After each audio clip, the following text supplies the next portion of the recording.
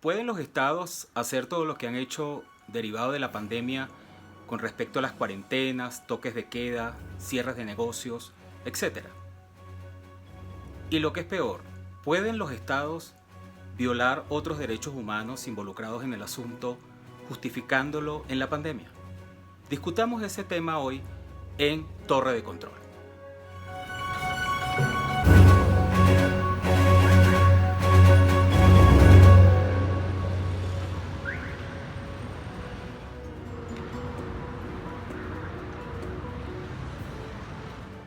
Buenas noches. Para discutir este tema del papel de los estados frente a la pandemia y los derechos humanos, comencemos por el principio. ¿Qué es un estado?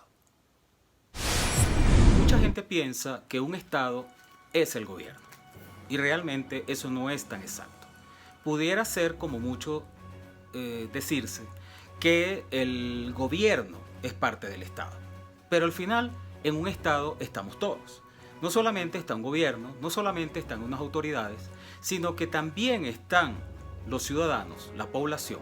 lo que llaman algunos la nación. Por eso es que es importante saber, para definir si definitivamente un estado puede llegar lo lejos que ha llegado desde que existe la pandemia el año pasado. Ya tomemos en cuenta que ya tenemos casi un año en esto. Es importante saber esto porque el Estado como tal es una figura que está constituida por varios elementos, entre ellos la población. Hay un territorio, hay una soberanía, hay unas autoridades que esas personas decidieron otorgarles un poder público. Por eso se dice ahora que la soberanía reside en el pueblo, reside en la población o reside en la nación, dependiendo del autor que se lea. Cada uno tiene, si se quiere, un criterio propio. Tantas definiciones hay de Estado como de autores en el mundo que han estudiado el tema. Pero lo importante es que un Estado no es solo las autoridades. Un Estado no es solo aquellas personas que tienen ese poder, que en todo caso se los da la gente. El poder público que disfrutan las autoridades es un proceso o un mecanismo que tiene distintas etapas que termina en manos de unos seres humanos que son los que van a gestionar los intereses generales por la población, pero no son ellos los dueños del Estado. El Estado, si se quiere, es una organización compleja, completa, creada por los propios ciudadanos para vivir mejor, para estar organizados, para no caer en el salvajismo, como en unas primeras etapas de las convivencias de las sociedades en el mundo. El concepto de Estado, por supuesto, ha tenido distintas etapas. En algunas etapas, inclusive, el poder público que disfrutan las autoridades se consideraba que venía de Dios, o sea, tenía origen divino. Ya en el estado actual de las cosas, ya eso es una concepción superada, porque ya se considera que quien realmente tiene la soberanía, es decir, quien realmente va a decidir en el fondo y en la base qué se va a hacer un Estado, cómo va a ser un Estado y qué puede hacer un Estado, son los propios ciudadanos y es la propia población.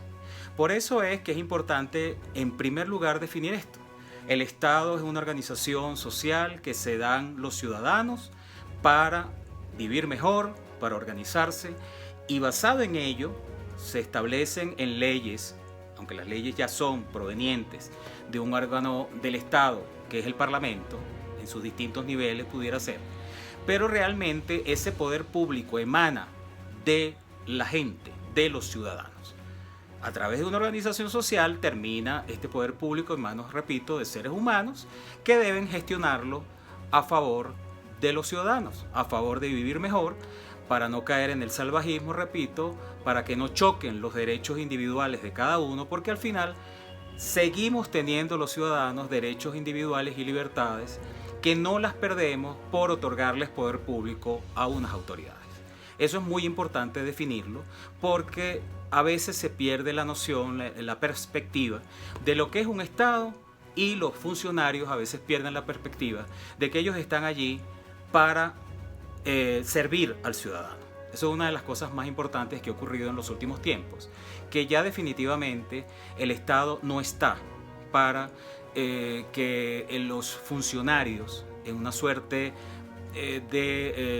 premio o de poder omnímodo ejerzan este poder público para su propio capricho, por su propio capricho o por decisiones personales, tomando en cuenta sus propios intereses internos, sino que siempre el funcionario, en cualquier cargo que esté, debe ejercer el poder público teniendo en cuenta el interés general y por otro lado tiene que ejercerlo de acuerdo con las leyes y de acuerdo con las posibilidades que le da la Constitución cuando hay Constitución, porque no todos los estados tienen Constitución, aunque la mayoría la tienen. Ya la Constitución más o menos establece esos parámetros generales de organización de un estado, pero luego eso se va desarrollando a través de las leyes y otras normas. Por parte de los órganos legislativos y que luego también son desarrolladas por el otro poder, que es el poder ejecutivo. También tenemos otro poder, que es el poder judicial, de que hablaremos luego, pero en todo caso este gran poder público se distribuye en distintas instancias, que son los típicos, clásicos 3 poderes de los estados, aunque hay estados que pueden tener más poderes, entre comillas lo de poderes, pero realmente la noción más correcta es distribuir el poder público en 3 grandes poderes, como son el poder ejecutivo, el poder legislativo y el poder judicial. Ya luego pueden ocurrir, como hablamos la semana pasada, esos mecanismos de descentralización de ese gran poder central para distribuirlo en figuras regionales o locales que también van a disfrutar de ese poder. Pero en todo caso, una cosa muy importante es que los funcionarios públicos solo pueden hacer lo que la ley les permita. No es, como mucha gente piensa, que el funcionario público, si la ley no dice nada, es porque puede hacer las cosas. No, señor. El funcionario público debe regirse exclusivamente desde la Constitución hasta las leyes que le apliquen para definir si puede o no hacer algo a favor de los ciudadanos o inclusive en contra de los ciudadanos, porque puede haber actos de parte de los funcionarios que pueden ir en contra de algún ciudadano, ya sea por razones sancionatorias, por alguna razón que necesite actuar frente a un ciudadano. Eso debe estar bien claro en la ley para que lo pueda hacer. A diferencia de eso, el ciudadano sí tiene a su favor un principio muy importante. Ya no es el principio de legalidad, que va a ser solo lo que la ley le permita, sino que el ciudadano puede hacer todo lo que la ley no le prohíba. Y esas prohibiciones, en todo caso, deberían provenir del órgano legislativo, que es donde están los representantes del pueblo, también, muy importante eso, y son estos señores y señoras que están en el Parlamento, en cualquiera de las instancias territoriales que existan, los que van a definir si es procedente que exista una prohibición definitiva. Ahí entra otro gran principio, que es el principio de la reserva legal, donde hay determinadas materias que solo puede el Parlamento decidir sobre ellas. No pueden los funcionarios administrativos, o lo que llaman comúnmente administración pública, inclusive gobierno, que es donde está, que es básicamente el poder ejecutivo, decidir cosas cuando el principio de reserva legal dice que eso corresponde a una ley. Eso es muy importante también, pero venía diciendo que en todo caso el ciudadano se rige por un gran principio. En un Estado de Derecho estamos hablando, porque el Estado también ha pasado por distintas etapas, pero el Estado que prevalece en el mundo en la actualidad es el Estado de Derecho, es decir, ese Estado democrático, además, donde ese gran poder público está distribuido en distintas instancias que se hacen contrapesos unas con otras, no hay una que sea realmente superior jerárquica a la otra, y en consecuencia estas figuras, el Estado de Derecho se debe regir, además de ser democrático, por la legalidad. Es decir, estas autoridades públicas solo pueden hacer lo que la ley le permita. Pero insisto, el ciudadano puede hacer todo lo que la ley no le prohíbe, es decir, todas las libertades posibles, salvo que por alguna razón expresa los representantes de ese pueblo en los parlamentos hayan podido decidir o decidan que haya una prohibición que el ciudadano no puede hacer, y eso normalmente debería ser proveniente porque el interés general aconseje que esas conductas o acciones u omisiones no se hagan. pero eso debe quedar plasmado en una ley, salvo las excepciones que vamos a ver más adelante de posibles actos de rango legal por parte del Poder Ejecutivo, que pueden darse en varias situaciones muy concretas, en todo caso excepcionales, porque lo normal es que el principio de reserva legal lo maneje el Parlamento. Y en consecuencia, los grandes derechos y libertades de los ciudadanos solo pueden ser limitados, restringidos e inclusive eliminados por alguna prohibición por ese Parlamento, no por un organismo administrativo o de gobierno, salvo excepciones muy concretas. En todo caso, una de las cosas más importantes que tiene un Estado, sobre todo cuando ya llegamos al punto de ser Estado de Derecho, ya no es Estado que se consideraba que el poder provenía de Dios, de origen divino, como eran los estados absolutos, inclusive los estados feudales. Ya cuando llegamos a la etapa Estado de Derecho, a partir de las grandes revoluciones mundiales que han ocurrido, como la francesa, la norteamericana y la inglesa, ya podemos decir en consecuencia que el Estado con el derecho busca seguridad jurídica. Además de la justicia, que también se le agrega como un elemento importante del Estado de Derecho en algunas constituciones de algunos países, el Estado de Derecho realmente lo que busca en primer lugar es la seguridad jurídica, para que los ciudadanos estén tranquilos, puedan vivir en paz y no en una zozobra permanente de que un funcionario o el Estado en general o las autoridades públicas puedan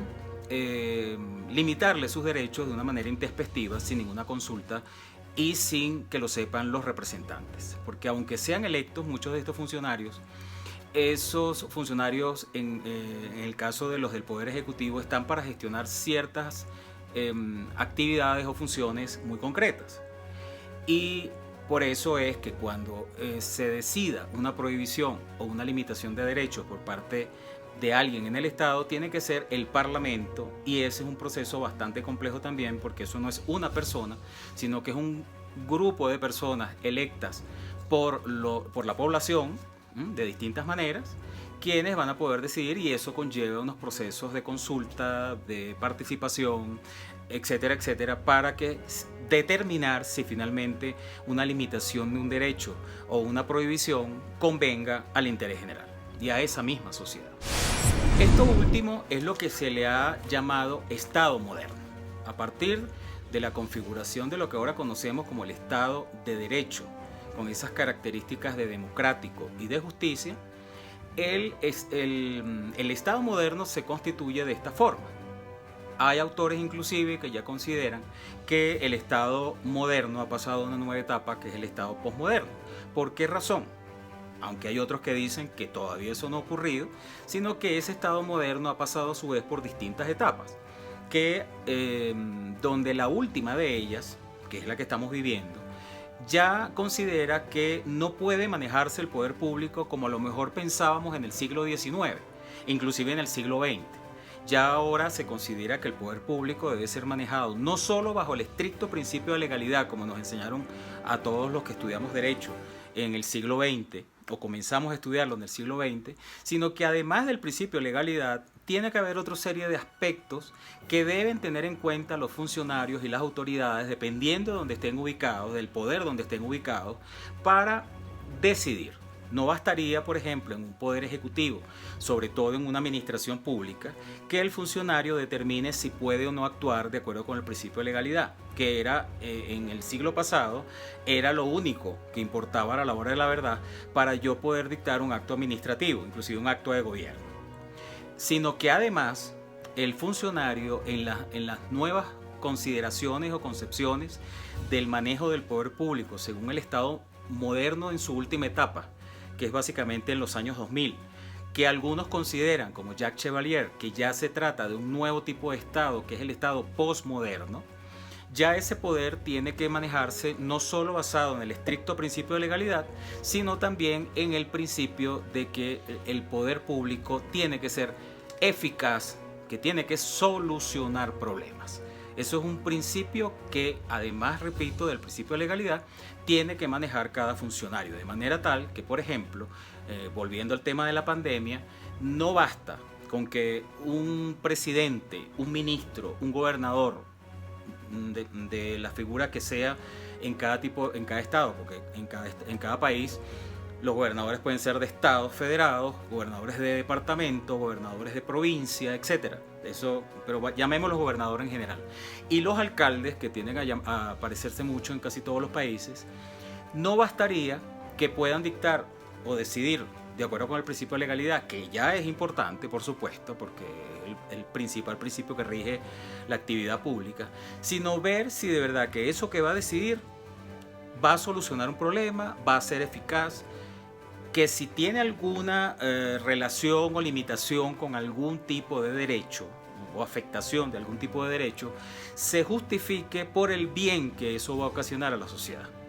Ya vamos a hablar que si eso genera en algún daño concreto, especial,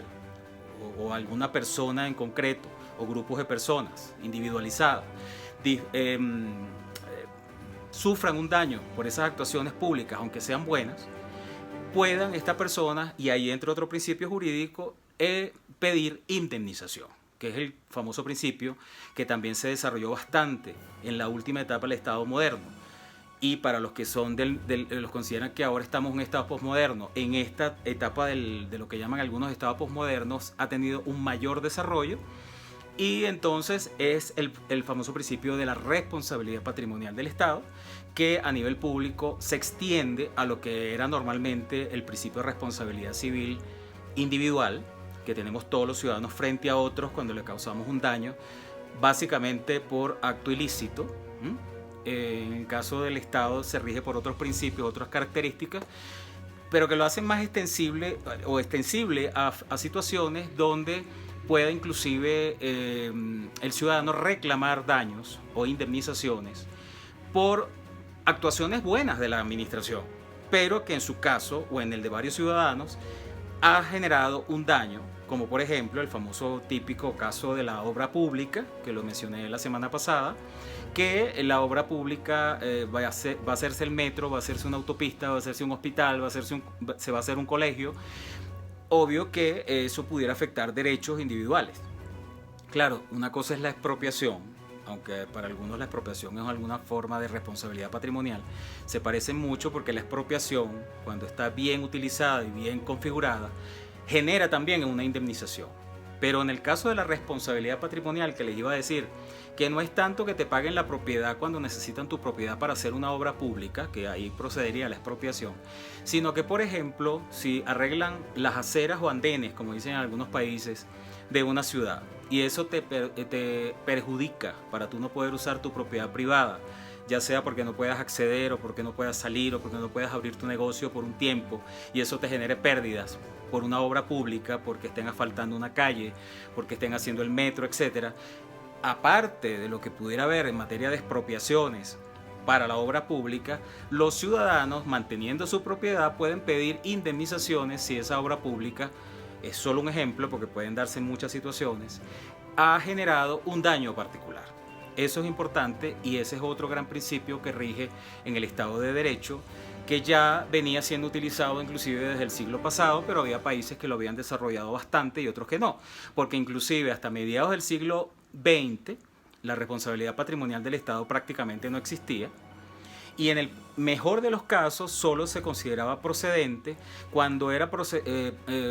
producida por un daño ilícito. Ya después de los años 50, 60, en la mayoría de los países, la responsabilidad patrimonial del Estado se extendió, inclusive posible también en el Estado legislador, a situaciones que antes no se aceptaba, como eran buenas situaciones o donde la actividad pública estaba justificadísima y generaba beneficios colectivos, pero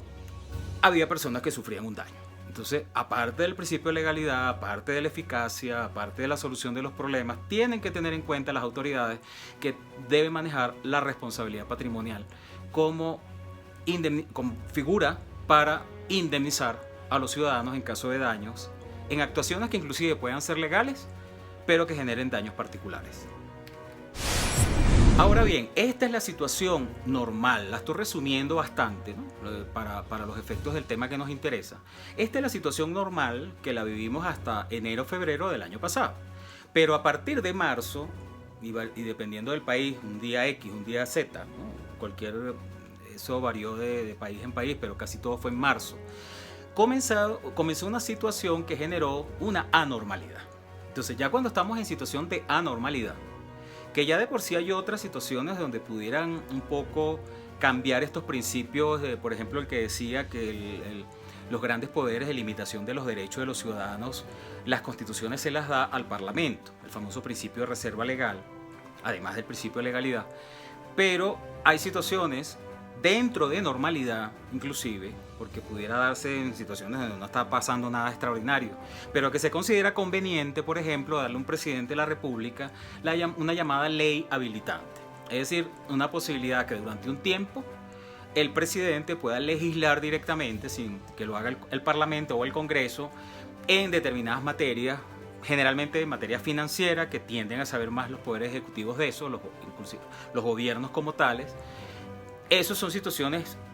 distintas, especiales, pero que los parlamentos a veces consideran procedentes sin que haya ocurrido realmente una situación de anormalidad o que haya una situación de anormalidad económica que amerite que haya que tomar medidas extraordinarias. Entonces le dan ley habilitante a un presidente. Pero no ese tema no nos interesa tanto, aunque pudiera haber una posibilidad de eso en el caso de la pandemia, sino que normalmente las situaciones de anormalidad o esas cuestiones extraordinarias, un terremoto o un accidente nuclear, o, bueno, tantas cosas que pueden ocurrir en un país, una huelga inclusive, muy fuerte, huelga o paro, como dicen en España, de empleados públicos, como ha pasado tantas veces, una tragedia en general, como ha pasado en muchos países, que no se pueden catalogar ni de terremoto, ni de maremoto, ni de huracanes, etcétera, sino tragedias en general, sobre todo naturales, que ocurren en muchos países, ameritan que durante un tiempo también el presidente, eso sí ya es una decisión del presidente normalmente, considere que no puede manejarse la situación con los criterios de normalidad, ¿no? Ni con los poderes que tiene normalmente en la Constitución y en las leyes aplicables. Y entonces declara el estado de excepción. Esto puede tener distintos nombres en cada país, pero en todo caso el presidente, dependiendo del nombre que se le ponga en cada país, pero se le puede dar un nombre global de estado de excepción, y efectivamente en cada país los estados de excepción a su vez tienen distintos tipos. Pero el estado de excepción es una figura que permite al presidente manejar durante un tiempo una situación extraordinaria que se ha presentado, repito, durante un tiempo, que le permite dictar actos de rango legal. No se pueden llamar leyes realmente con L mayúscula, pero sí actos que equivalen jurídicamente a las leyes. Entonces, para no tener que hacer todo el proceso que implica un proceso legislativo, que para respetar los derechos y verificar bien que no se tomen decisiones en contra de la colectividad, es conveniente por eso que muchas materias se manejen por el Parlamento y se respeta el principio de reserva legal, y con eso se protege esos derechos de los ciudadanos. Pero en estos casos, por razones también de interés general, conviene que una persona, un poco recordando lo que pasaba en el Estado absoluto con los reyes, asuma el poder en determinada situación durante un tiempo, pero en todo caso controlado por los demás poderes existentes. No es ahora, como se consideró en una época, que el estado de excepción es una figura que permite a un presidente convertirse en dictador, congelar todo, engavetar la Constitución, desaparece durante un tiempo el Estado de Derecho, se pueden limitar los derechos como le dé la gana. No, señor. El estado de excepción en la nueva concepción, desde que sobre todo tiene este nombre, estado de excepción, porque antes tenía otros nombres que daban lugar a consideraciones y comportamientos de los presidentes o ejecutivos de una manera muy dictatorial. El verdadero concepto de estado de excepción es situaciones de anormalidad donde el presidente asume lo que llaman los periodistas sobre todo plenos poderes, pero plenos poderes limitados y plenos poderes controlados por el control político que pudiera existir inclusive en la propia figura de la que se trate, llámese poder central, departamento, estado federado, como sea. O sea, el ejecutivo asume los poderes, pero sobre todo el presidente de la república, ¿no? El poder central pero controlado por el Congreso en materia política y por las cortes o tribunales que tienen su competencia en actos del presidente, inclusive a veces en materia, inclusive de oficio, que normalmente los tribunales deben actuar o pueden actuar por demanda, por algún recurso que intente un particular o las figuras con legitimación para ello, pero inclusive en los estados de excepción se permite que la famosa revisión de oficio de las cortes o tribunales pueda darse sin necesidad de recurso o demanda de algún particular. Eso también es muy importante. Es decir, no desaparece el Estado de Derecho, no desaparecen los derechos de los ciudadanos. Lo único es que por un tiempo esos derechos van a poder ser limitados o como mucho restringidos por actos del presidente sin pasar por el Congreso. Ya después se verá en el Congreso con un control a posteriori si esos actos puedan, inclusive se puedan eliminar, revocar o sustituir por otros ya del propio Congreso. Durante el mismo estado de excepción inclusive pudiera ocurrir, dependiendo de cada país cómo lo regule, o cuando cese el estado de excepción. Entonces no debe entenderse el estado de excepción como ha ocurrido con la pandemia en todos los países donde lo han aplicado, que desaparece el Estado de Derecho, que la Constitución se olvida, que entonces el presidente actúa como un dictadorzuelo constitucional. No debería ser esa la idea, porque se mantiene el Estado de Derecho. Lo único es que pasa durante un tiempo unas competencias que normalmente son del Poder Legislativo al presidente de la República. Eso es lo que es el estado de excepción, quizás la excepción más importante, valga la redundancia, de estas situaciones que pudieran cambiar estas normas regulares cuando se maneja un Estado de Derecho para que las personas estén seguras jurídicamente. Eso es finalmente lo que ha ocurrido en los países en el mundo, no solo en Latinoamérica, sino en Europa, en Estados Unidos, en Asia, con respecto a la pandemia. Cuando se presentó la situación de la pandemia, que de epidemia pasó a pandemia y ya comenzó a ser la cuestión muy grave, la mayoría de los países que sus constituciones lo permitían, inclusive cuando no habían constituciones, la mayoría de los presidentes, yo les dije la semana pasada que los estados en general y los ejecutivos en concreto de los estados asumieron dos actitudes y dentro de cada una de ellas con diferencias y matices, que era o no hacerle caso a la situación. Le hablábamos la semana pasada del caso Brasil, el caso México, el caso Estados Unidos, o todo lo contrario, asumir la necesidad de dictar medidas extraordinarias, como también se llama a lo del estado de excepción. Y declararon los estados de excepción, cada país con el nombre correspondiente, porque a su vez los estados de excepción, repito, tienen distintas situaciones enumeradas en las constituciones, que dependiendo de cómo sea, no es lo mismo, por ejemplo, una catástrofe natural a un tema de una crisis económica. Entonces cada tipo de situaciones tiene estados de excepción diferentes, con inclusive diferencias en los topes o tiempos posibles de vigencia, pero en todo caso los países asumieron dentro de sus constituciones los estados de excepción, concretamente los presidentes de la República, los presidentes de gobierno, primeros ministros, o el caso alemán como la canciller alemana. Pero les decía que dependiendo del tipo de estado que fuese, porque no es lo mismo un estado federal o un estado unitario o centralizado, esa decisión, la decisión en principio de estado de excepción sí la asume el presidente directamente, normalmente, o el primer ministro o canciller, pero luego el manejo del mismo sí tiene que tener una coordinación y una comunicación directa con las figuras descentralizadas dependiendo de cada constitución. Pero en todo caso, esta fue la figura que se utilizó en la mayoría de los países. Fueron realmente pocos los países, a la hora de la verdad, los que decidieron dejar las cosas como estaban, porque no le dieron importancia, porque decían que eso no existía, que eso no tenía la gravedad, como dijo Trump, etcétera, etcétera. Pero eso generó que entonces figuras descentralizadas se actuaran, inclusive figuras del propio gobierno, como pasó en México, pudieran actuar en medidas extraordinarias dentro de la legalidad, porque el presidente no quiso declarar el estado de excepción, por ejemplo. Eso también ocurrió. Pero entonces el estado de excepción fue la figura que se utilizó en el mundo para, en la mayoría de los países, atacar este problema durante un tiempo. Pero el problema es que los estados de excepción cesaron, porque la mayoría de los estados de excepción duran 3 meses, 90 días, o 90 días, 3 meses, que es lo mismo, 6 meses como mucho, se pueden prorrogar en algunos casos, dependiendo de la situación, en unos sí y otros no. Pero esto ha durado tanto que ya la mayoría de los estados de excepción cesaron. Entonces, el problema ha sido posteriormente a los estados de excepción, que es una situación anormal, porque normalmente estas tragedias, estas cuestiones que generan la posibilidad de un estado de excepción en las constituciones, tienden a ser cuestiones temporales, pero temporales cortas, quiero decir, porque al final la temporalidad es algo muy relativo, pero que la temporalidad podía variar, ¿no? Entonces, dependiendo del estado, la posibilidad del estado de excepción, valga la redundancia, dependía de la situación concreta, pero en la mayoría llegó un momento que cesaron. Pero continuó la pandemia, continuó el problema y se siguieron usando las figuras de cuarentena, toques de queda, etcétera, etcétera, que ahí es donde en principio habría el mayor problema jurídico para determinar si eso lo podía hacer un Estado. Pero a mí realmente, aparte de estos detalles jurídicos, si hay o no estado de excepción, etcétera, que también es importante, a mí en general me preocupa o quisiera determinar, ¿no?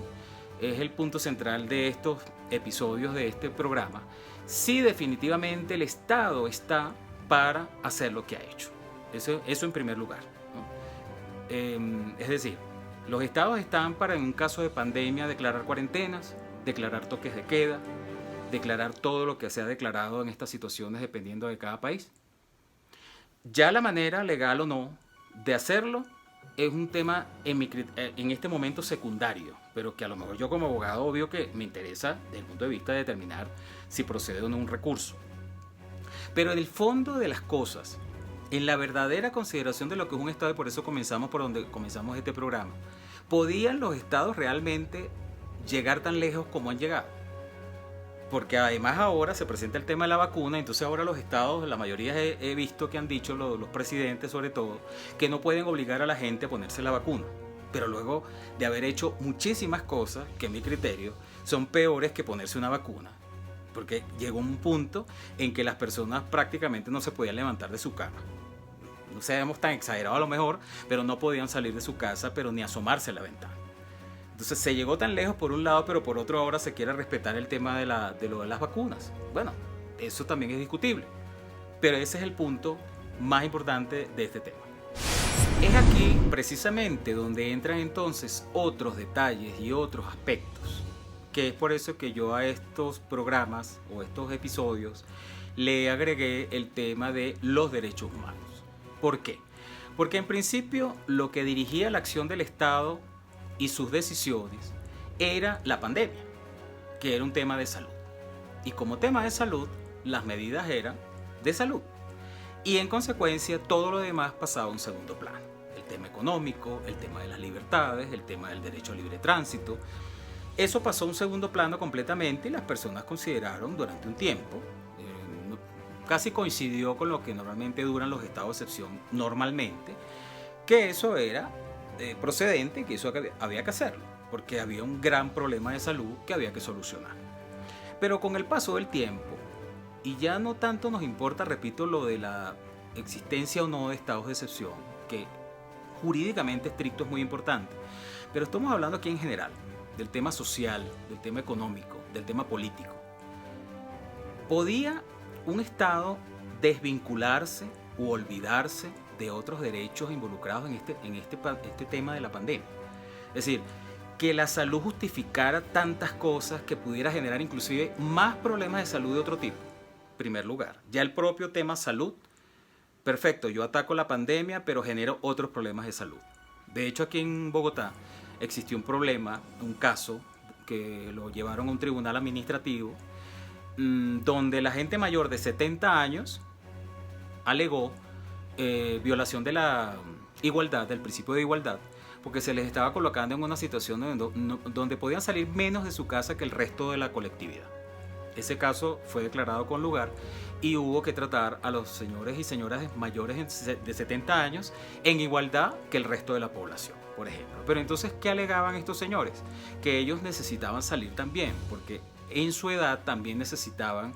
no podían estar encerrados en su casa, tenían una serie de limitaciones que tenían que ser recurridos a su vez o ayudados por otras personas. Es decir, tenían una serie de cosas que más bien esa protección de buena fe que tuvo quizás el presidente Duque en su primera concepción de las medidas de este tipo, que diferenció a la gente mayor de 70 años,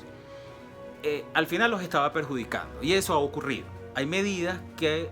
por otro lado, perjudican. A lo mejor protegen con la pandemia, en su visión de madre sobre los hijos, ¿no? Pero genera otros problemas, nada más en el mismo derecho de la salud.